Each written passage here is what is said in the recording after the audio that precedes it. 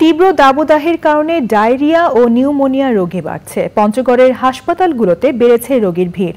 চিকিৎসা সেবা দিতে হিমশিম খাচ্ছে হাসপাতালগুলো।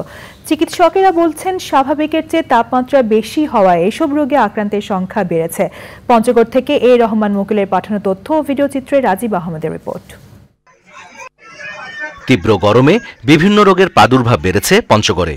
বিশেষ করে শিশু ও বয়স্করা আক্রান্ত হচ্ছেন বেশি।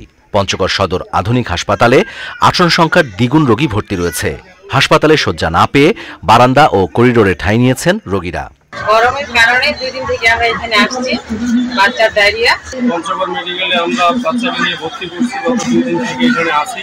বাচ্চারা পায়খানা করতেছে, বমি করতেছে। এই জন্য সরকারি হাসপাতাল নিয়ে আসি।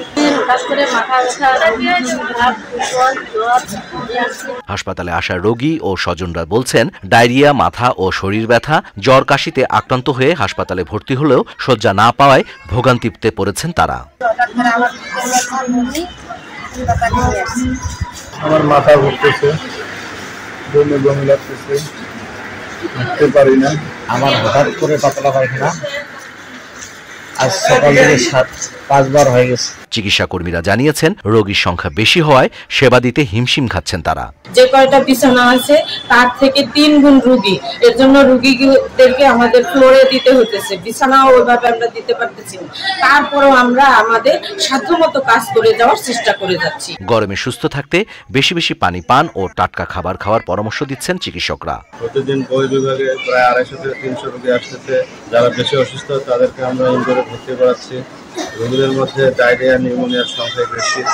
আমাদের ওষুধ সংকলন যথেষ্ট, বেড সংকলন না হওয়ার কারণে ফ্লোরে এবং বারান্দায় রোগী রাখতে হচ্ছে। প্রতিদিন বাচ্চাদের গোসল করানো, অপরাধীদের রোগী নিয়ে যাওয়া এবং বাচ্চাদেরকে পানি জাতীয় খাবার বেশি পরিমাণে খাওয়ানো। ডায়রিয়া সহ গরমজনিত নানা রোগ ও হিটস্ট্রোকে আক্রান্ত হওয়ার আশঙ্কা এড়াতে যতটা সম্ভব রোদ এড়িয়ে চলা ও ছায়াযুক্ত জায়গায় থাকার পরামর্শ চিকিৎসকদের।